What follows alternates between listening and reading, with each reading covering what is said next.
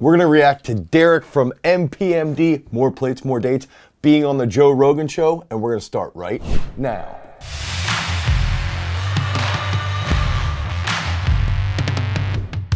Derek from More Plates, More Dates was on Joe Rogan, and they started to talk about a lot of interesting stuff behind performance-enhancing drugs, behind how different people do these drugs, and behind even utilizing designer drugs that might be undetectable or potentially undetected over time. And then even some of the interesting tests that they've come up with now to actually figure out how these people are using them. So let's dive right into this. Didn't Jon Jones block you? Mm-hmm. I don't think he likes me.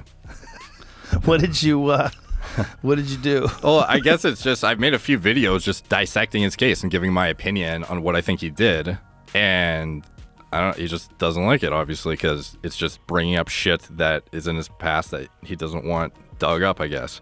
This is the stuff about the drug testing. Yeah, because there was that whole debacle with the the pulsing and the turinabol metabolite and when. Yeah.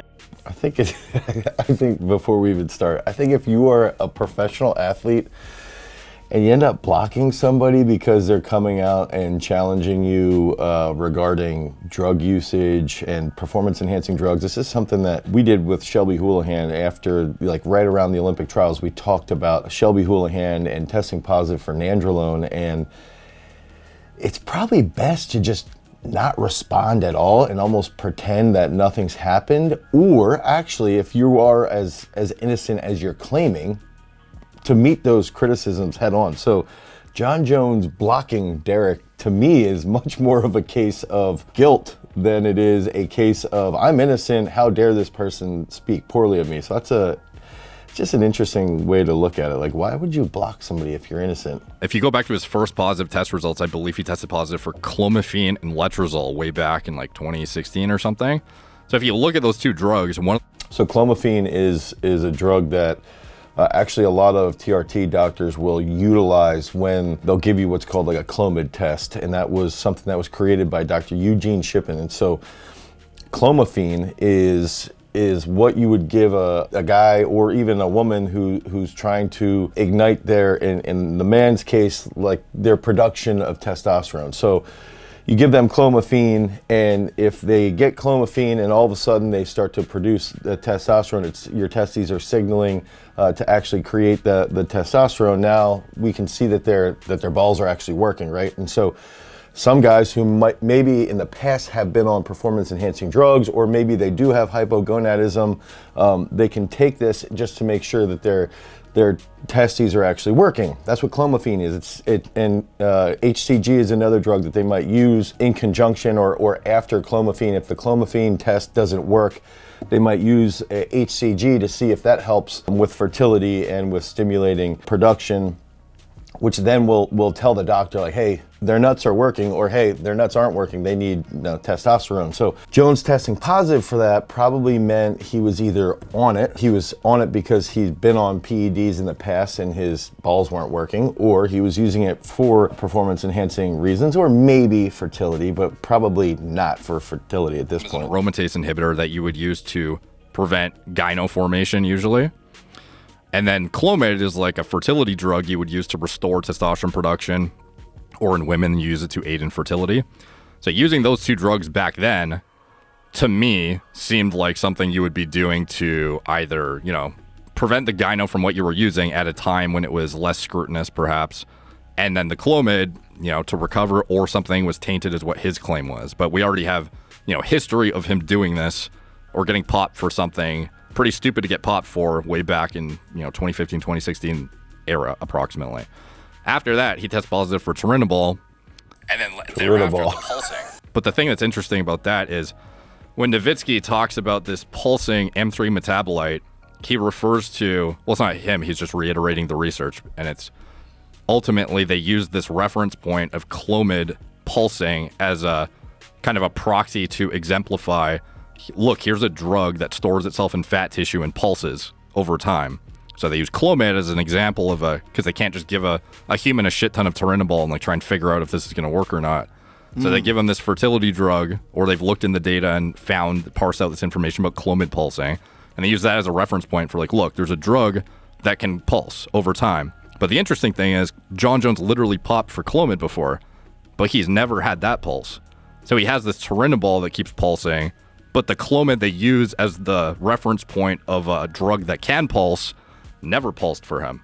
But didn't he say that the Clomid was from tainted food? Yeah, but he still got it in his system. So it's like, Right. if you ingested Clomid, why is that not pulsing? So he's saying essentially Clomid has been shown to pulse. So think about it this way, is like storing in your fat cells. If you take Clomid, let's say you take Clomid once a week or twice a week, that would continue to pulse for potentially a longer period of time because it stores in your fat cells. And so when he pops for Turinabol and that actually pulsed, the Clomid in theory should have probably pulsed as well. So it probably was used in some other sense. Now, what's interesting too is like when people will say like tainted foods, and that was Shelby Houlihan's whole argument, like tainted foods led to her pop with nandrolone.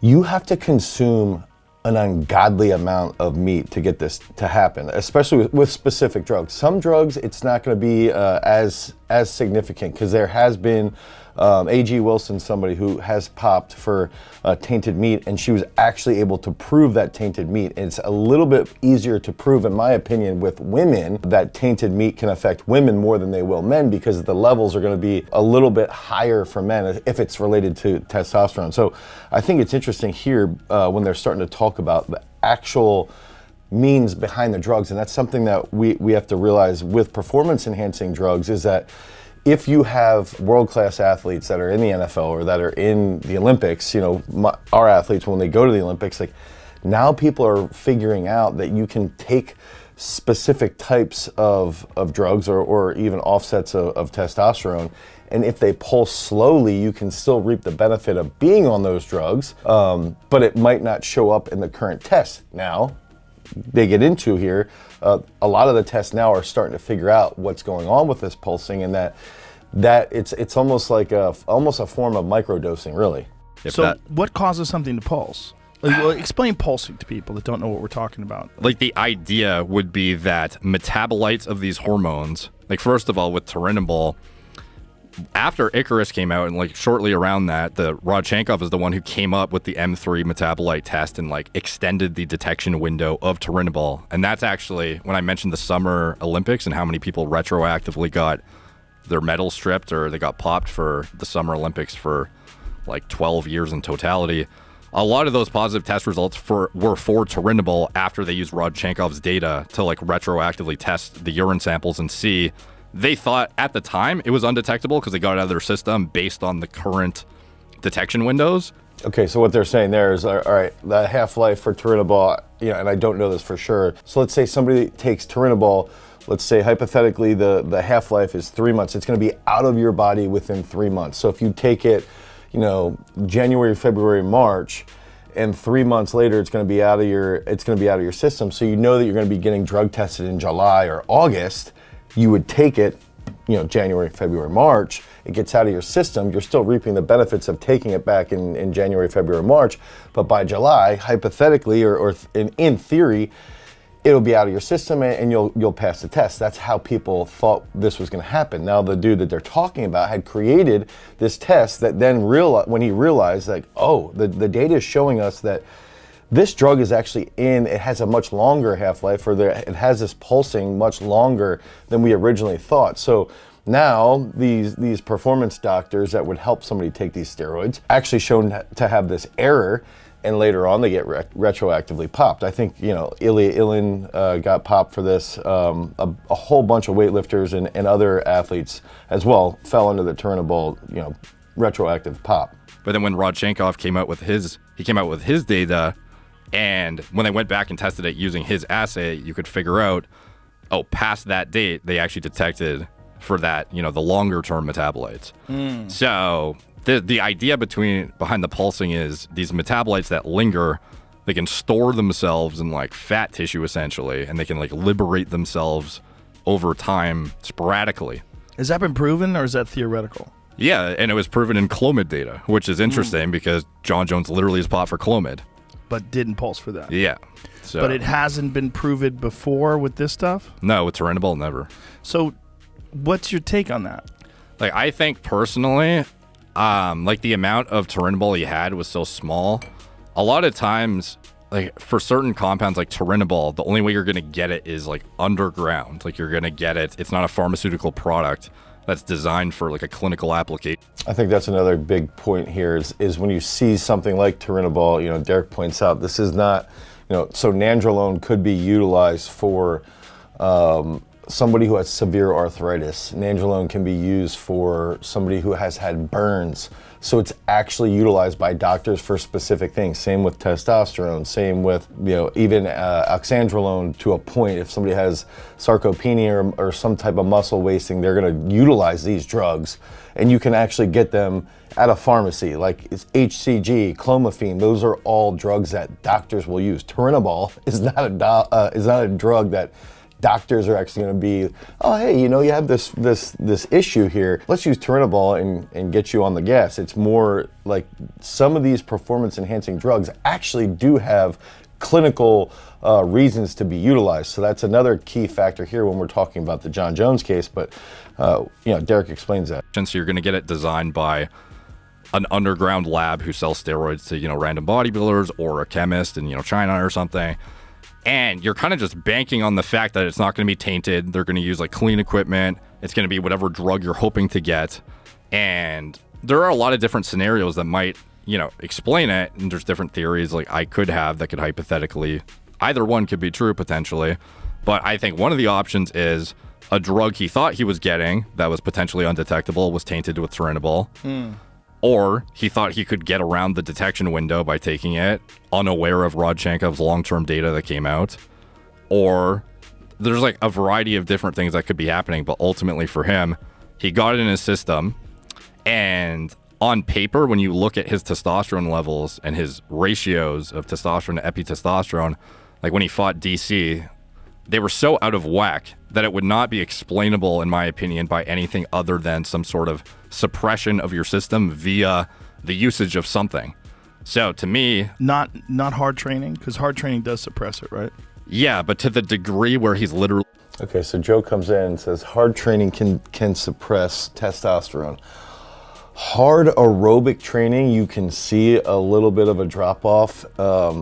So you could in MMA see that, but dude, seeing a substantial drop off, and Derek continues here and goes into basically saying like he would have had to be castrated to see it this low. Dude, you're not going to see that big of a drop off in training, like with your testosterone. I think too, it's like what sucks is that you see, and if you think about how low Jon Jones's levels were when he fought Daniel Cormier.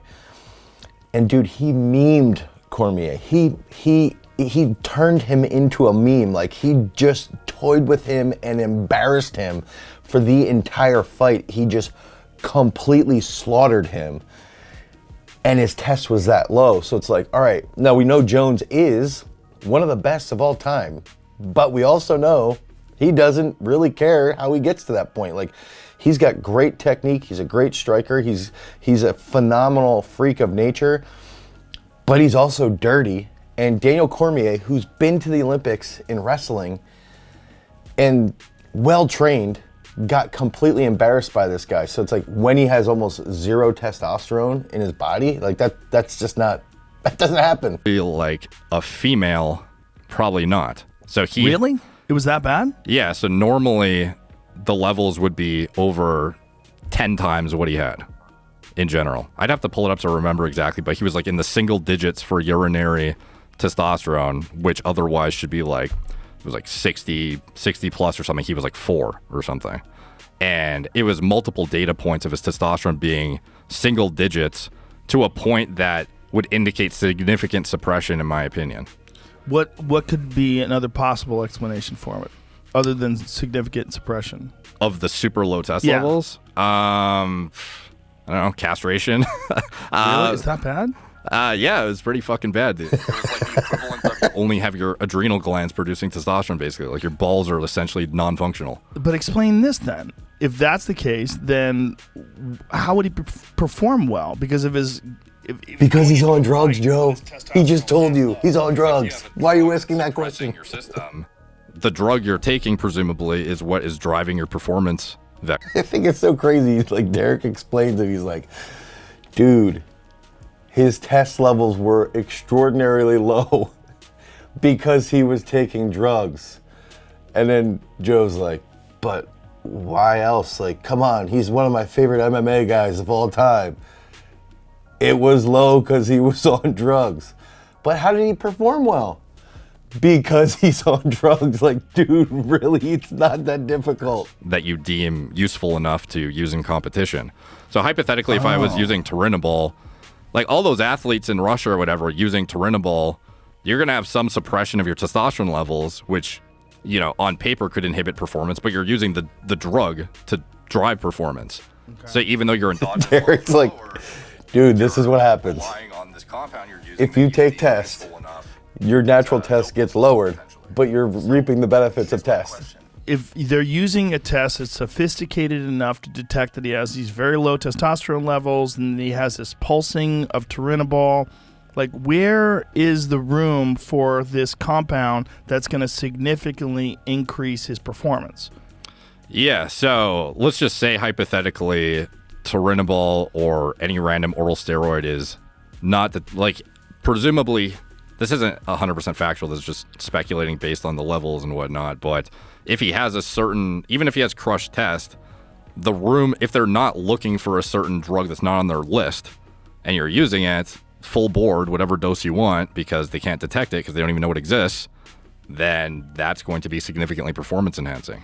Okay, so now they're talking about, like, in theory, designer drugs. And this is stuff that Balco did. Kevin Toth with Barry Bonds. So THG, not THC, THG was a designer drug created by Victor Kani, who also created ZMA. So when you start to use a designer drug, what's happening is if you take a test, and they're going to see is testosterone present or some type of testosterone derivative, even something like a drug that you might be utilizing for a nootropic response. Trying to think about something like that people might take for narcolepsy that can actually increase your power output if you don't have narcolepsy. So they're going to be testing for these things. But if you have a designer drug and it's not being tested for, it's hard to actually get detected because they don't know it's present. They don't know it exists yet. So then we're talking about something like the Balco Clear, that kind of a deal? Potentially. So, the thing is, like, when they catch someone with something like what Victor Conte had come clean with that they use for Barry Bonds and all these different athletes, undetectable, you rub it on your skin, and no one knew what it was. Mm-hmm. We think, oh, well, they caught that guy. They're more sophisticated now. You can't get away with that now. Mm-hmm. You think it's possible there could be some new designer steroids or some new compound that's not on the list of things to be tested for because we don't even know it exists, but yet it is significantly enhancing performance? Yeah. Like the Clear. If you don't have an assay developed for it, detecting it is essential. You can't prove anything exists in the body if you don't have an assay to detect it. So even though you have this elaborate list of steroids that are known about, if you have a novel drug and you don't know to detect it, even if you have other markers that look up, like its testosterone levels in the gutter, there's no threshold amount where you pop because your test is in the gutter. They look for high test, they don't look for low. So if you're really low... Yeah, so I think that's a really key concept here, is like if you have low test, and in theory, there could be means where you have a smart drug that can hide certain things or certain, like how Derek described that as an assay. If the drugs... If they don't have like a whole plethora of research behind it of, oh, these metabolites will show up when this type of performance enhancing drug is utilized. Now the thing is like there's a lot of good technology so that we can make these drugs happen. And then it just takes time for guys to come in. And then now the red flag might be, hey, this dude's test is really, really, really low, but he just beat the out of a guy who's one of the best in the world, right? And so then it's like, all right, that red flag is like, what happened there? And then that's when we start to figure out. I know that's not exactly what happened with the Jon Jones scenario, but that's when you start to figure out that somebody might be using a designer steroid. Kevin Toth did this as a shot putter. He sort of came out of nowhere throwing 74 plus feet. Test you further for other stuff, but it doesn't mean you couldn't be using something gung-ho the entire time. So I do think designer drugs exist. I don't necessarily know that they're being leveraged highly in the designer steroid family, because you could hypothetically probably be able to determine this compound derived from testosterone was manipulated and, you know, see something iffy and, you know, dig into it and perhaps find out pretty soon what it is and retroactively, you know, penalize that guy. But I do think there are novel agents being developed from the growth hormone side of things, EPO side of things, the testosterone. Obviously, there's the carbon isotope ratio proof, cholesterol-derived testosterone, which you could also potentially argue the guy was using basic like TRT and came off and like crashed his system, you know, at the time of the test or something. Like, there's a million different reasons, but ultimately seeing that level in his urine, testing for a random compound, having in the past tested positive for a fertility drug and an aromatase inhibitor you would only use in the context of like drug use, essentially, intentionally in most cases. It's just like highly improbable. I don't think that he's at least tried to do. I think that's the overarching theme here, is that if we're thinking about drug usage and performance enhancing with world-class athletes, especially when there's a lot of money on the line, and I think that's the overarching theme here, is that countries that have great support for Olympic sports, so some of these countries pay their athletes really, really well. The United States does not do that. So that's another thing that, you know, yes, the Americans, and I'm going to get heat for this, is that yes, Americans will test positive in Olympic sports, but the thing is, there's not as much money. Now, if you're a 100-meter sprinter, there is more money, but for throwers, there's not as much money unless you're supported by, you know, the NGB, by the actual government. So keep that in mind and recognize that when we're going through this and we're trying to analyze, did this person test positive for a drug, we've got to look at their history, and then we've got to understand that sometimes designer drugs actually are being utilized, and they're being utilized for specific reasons. A lot of that goes back to, you know, that financial investment, and if they do well, they get a lot more money. So keep this in mind when we're talking about steroid usage. And also, like, sometimes there is tainted meat, and that's where it comes back to focusing on your food choices, focusing on knowing where your supplements are coming from, and just understanding how frequently you're going to be getting drug tested. That's all really, really important stuff, and that's what we do here. You know, we actually have a parking spot at our gym for USADA because we have people coming in here and getting tested every 2 to 3 weeks. So make sure that you're educated on all this, and make sure that you understand the process behind drug usage so that you can prevent yourself from popping hot. Until next time, guys, peace.